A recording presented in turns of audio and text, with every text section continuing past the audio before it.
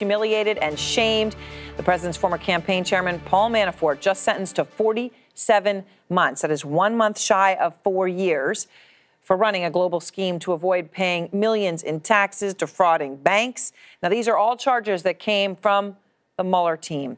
Manafort spoke for about 4 minutes, telling the judge, "I know it is my conduct that brought me here. My life personally and professionally is in shambles." Now, I just want to emphasize here, this is a remarkable moment in history, right? The campaign chairman of a presidential campaign sentenced to prison, going to handcuffs, 47 months. But I want to say this is a big blow for Mueller as well.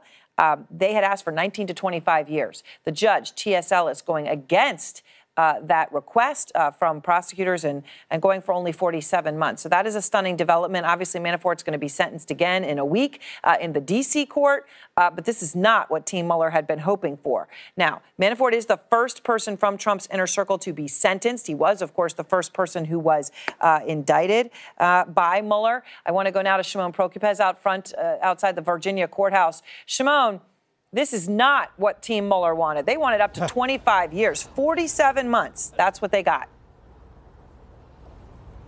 Way lower than what really anyone expected, Erin. When you think about it, way lower than what the prosecutors, what the special counsel's office wanted here. They wanted up to 25 years. Instead, they get just under 4 years. We're talking about a 47-month prison sentence for Paul Manafort, which could reasonably mean that he will not have to spend the rest of his life in prison. Yeah. Obviously, that was a big concern for him, for his family. As you said, he stood up. He sat, actually. He didn't stand up. He stayed in his wheelchair. He was brought here in a wheelchair. He spoke to the judge for about 4 minutes. He asked the judge for compassion. And it's clearly seems that that is what the judge here did, sentencing him to 47 months, well below what anyone had wanted from the special counsel's office, well below what prosecutors had asked for. And the judge just really finding, it seems, compassion here, sentencing him to the 47 months. All right, Shimon, thank you very much. And I just want to actually, Shimon, as a follow there, you've got this sentencing. Obviously, we're waiting for Manafort, his team to leave. As you said, he's in a wheelchair. He has a cane. A remarkable downturn in his physical appearance, right? From a man who had, colored his hair and so prized his personal appearance with his fancy clothes. He's going to turn 70 next month. So this is an incredible leniency from this judge. But there is another judge right next week sentencing Manafort, and that sentence would go on top of this one. It could go on top of it. It could run concurrent, which would mean that Paul Manafort would serve it together with this. There, he's facing a substantial amount of prison time as well. But given the way the judge here treated him, this could affect how the judge sees him in the Washington, D.C. case. He is facing about 10 years or so in Washington, D.C. But it all depends on what the judge there finds. Certainly, this judge, seeing some room for leniency, went ahead and gave him the 47 months. The other thing for folks to keep in mind is that in the D.C. case, this is where he was going to cooperate. This is where he pleaded guilty and then decided he was going to cooperate with prosecutors, and then he started lying. So that ended, and it's not clear what effect that may have on the sentencing ultimately. But certainly the fact that he's only getting about 4 years here, I think is going to play a role in what happens now in Washington, D.C. And look, it is a stunning development. All right, Shimon, as you get more, let us know. And obviously, our Evan Perez is inside that courtroom. So as we get more color, the dramatic testimony, final words from Manafort saying he's been ashamed, his life is in a shambles, making the case to the judge, who obviously was moved by that and Manafort all the way along the line, resulting in this incredibly lenient relative to prosecutors' request sentence. I want to go now, as we await them leaving this courtroom and get more from Evan, I want to go to the Democratic Senator from Connecticut, Richard Blumenthal, who sits on the Senate Judiciary Committee, also as an Attorney General for Connecticut. 47 months. Fair? Well, it has to be a disappointment to the prosecution, and the prosecution was well deserved in trying to seek a longer term. Obviously, the judge has demonstrated some hostility before now to Robert Mueller. Yes. But the point is there's going to be another reckoning for Manafort. And it will be a reckoning from a judge who has taken very serious note that he has shown no remorse. Right. And no respect for the law. Now, I want to be clear. When he said to the judge, he spoke for about 4 minutes. He did not say he was sorry. He did not express remorse. We know that he had cooperated, and prosecutors said that cooperation was a load of baloney. They spent 50 hours questioning him because he kept lying and misleading, and he never really cooperated, even though he said he was. So 4 minutes he spoke to the judge. He said he felt humiliated and shamed, would be a gross understatement. The last 2 years have been the most difficult years for my family and I. Those are the things he talked about. He did not apologize. And yet this judge clearly taking his side. This is a judge who, I want to remind everyone, Senator, when this all started, said to Mueller's team, you don't care about Mr. Manafort's bank fraud. You really care about what information Manafort can give you that would reflect on Mr. Trump or lead to his prosecution or impeachment. And I'm going to speak as a former prosecutor, as well as the Attorney General of the state, a federal prosecutor, as well as state Attorney General.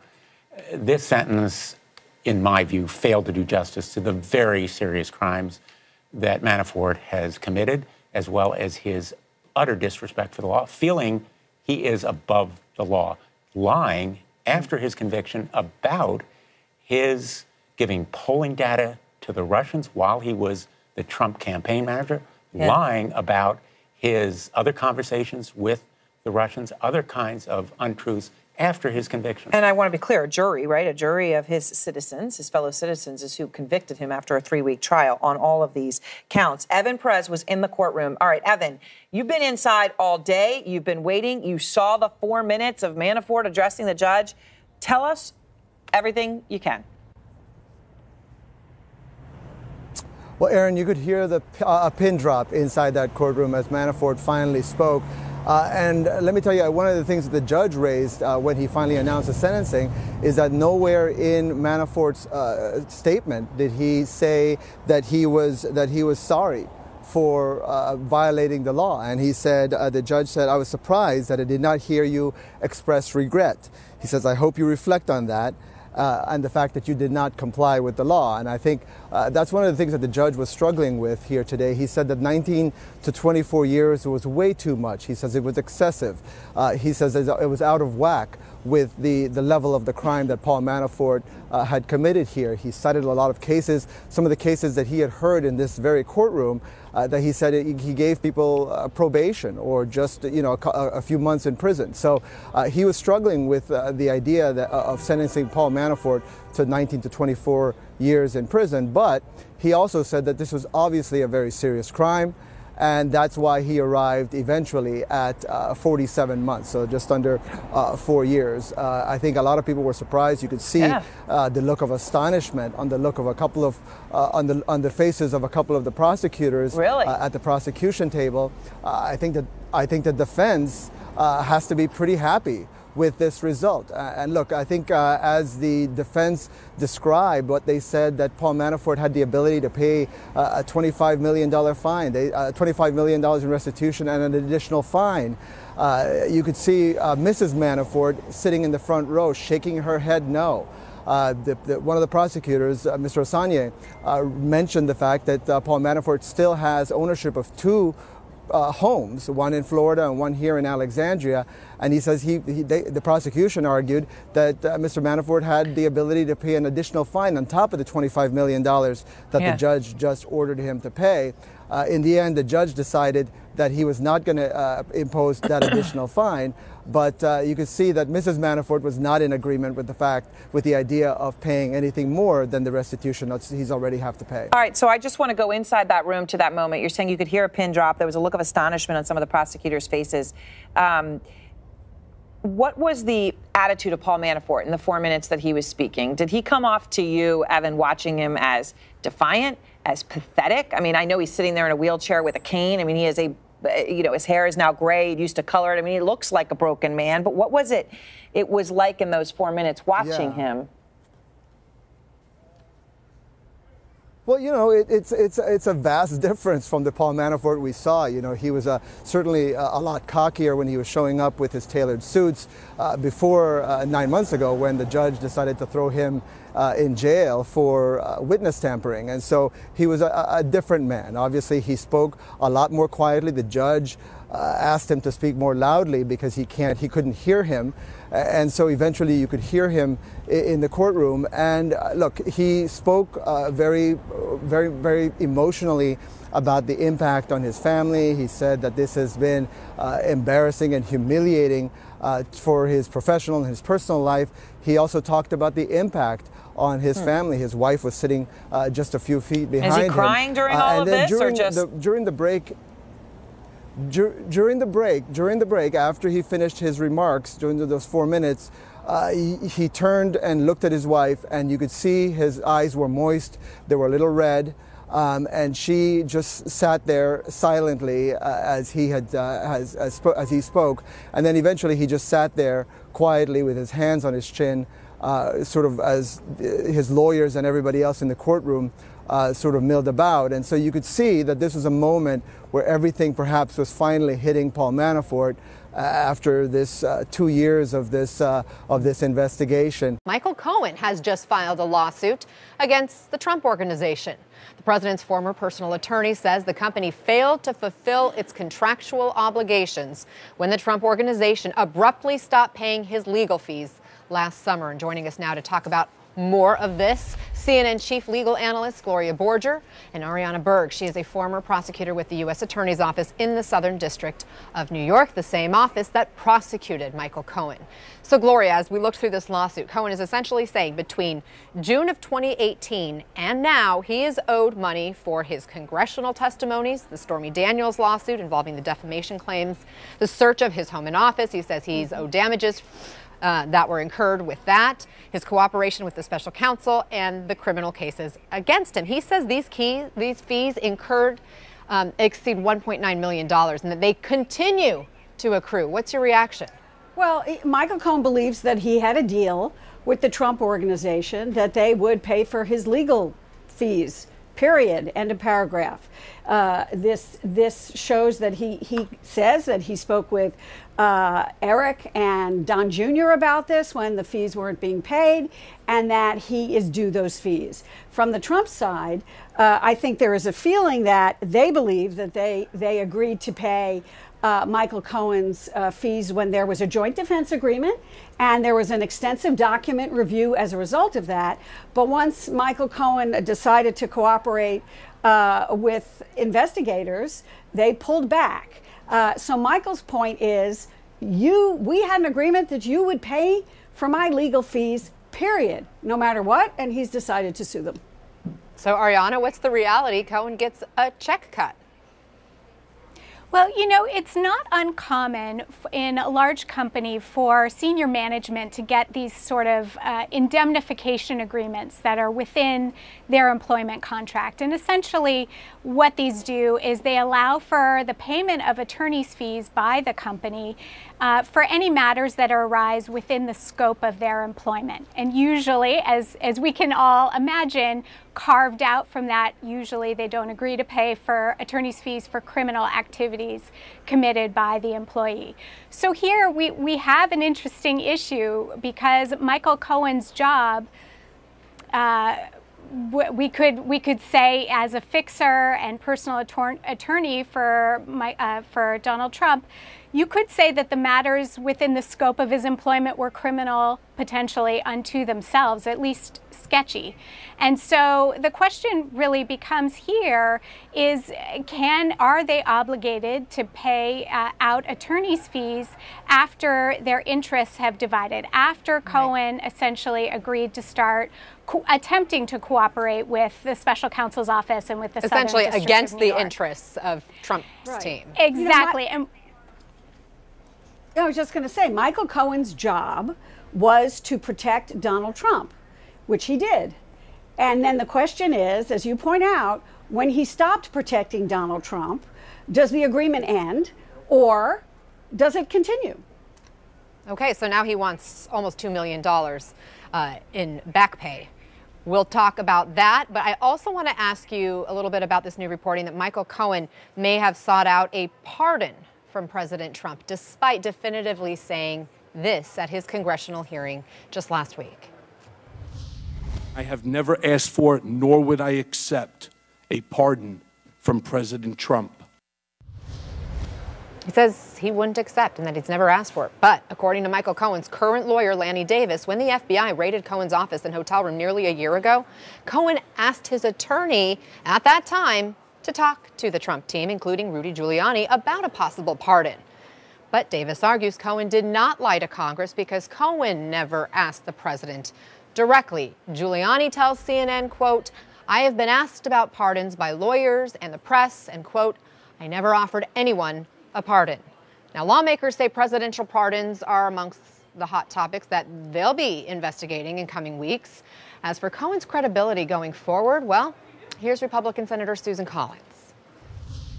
If Michael Cohen asked for a pardon, I do think that that is problematic because it casts doubt over the veracity of all of his testimony. Gloria, I know you have new reporting on the pardon discussions. Well, this is really a moving target, isn't it? Well, it is, and it's a very confusing story. And and Pamela Brown and Jeremy Herb and others in our team have been trying to kind of deconstruct what happened when, because it's very confusing about what exactly was discussed, who was initiating these conversations, and how far they really progressed. And I think what we know is that there were a couple of attorney-to-attorney conversations in which a pardon was raised. The question of a pardon was raised about how Michael Cohen's case could be resolved, for example, between Michael Cohen's attorney and Rudy Giuliani and Michael Cohen's attorney and an attorney for the president. But it was raised in a sort of a cordial way and not as Michael Cohen wants a pardon, will you give it to him? Okay, so when Michael Cohen was talking about he never asked for a pardon, what he may be talking about, and what I think Lanny Davis is talking about, is this timeline which shifted, because once he declared his independence from Donald Trump in early July of last year, there weren't any conversations. So I think when they had a joint defense agreement, there were some lawyerly conversations about this possibility. But once they split, there were no conversations. Does that make any sense? It makes sense, but it doesn't make sense, because when Cohen was testifying before Congress, he didn't stipulate. He didn't say, well, we talked about it at one point, but after I decided I wasn't going to cooperate with the president's team and was instead going to cooperate with prosecutors, I no longer wanted or was seeking a pardon. So, Ariana, in your interpretation, did Michael Cohen lie to Congress? Yeah, I think this pardon issue, I think the reason why we care about this pardon issue is for two reasons. One is it potentially goes to Michael Cohen's credibility. As you mentioned, he did testify in front of Congress, and he stated pretty definitively, he used that N word, the never word, which as a lawyer, you really should instruct your client never to use the word never, because it gets you in trouble. And here it might very well have gotten Cohen in trouble. I don't think it rises to the level of criminal exposure for perjury for Michael Cohen, but I think it does really run the risk of a major credibility problem for Michael Cohen. He went into those hearings with those credibility issues. He's obviously pled guilty to lying in front of that very congressional body before, and we know him to be a longtime chronic liar on behalf of Donald Trump. So, but we really needed him to come into these hearings with the slate completely clean. He needed to come in and say, mea culpa, I did wrong, I lied in the past, but now going forward, you can trust everything that I say in front of you.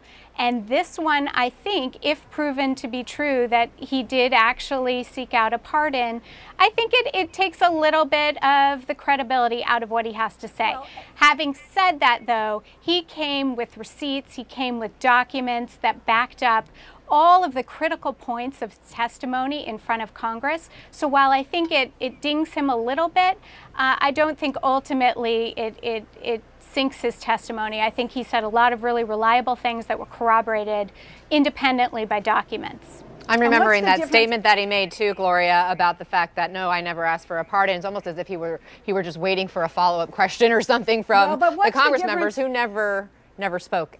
Well, about Anna, the what's the again. difference between being open to a pardon, having your attorney have a lawyerly discussion about these are the options that await Michael Cohen, versus asking for a pardon? And when he was part of a joint defense agreement, you would assume he was open, open to the idea of a pardon.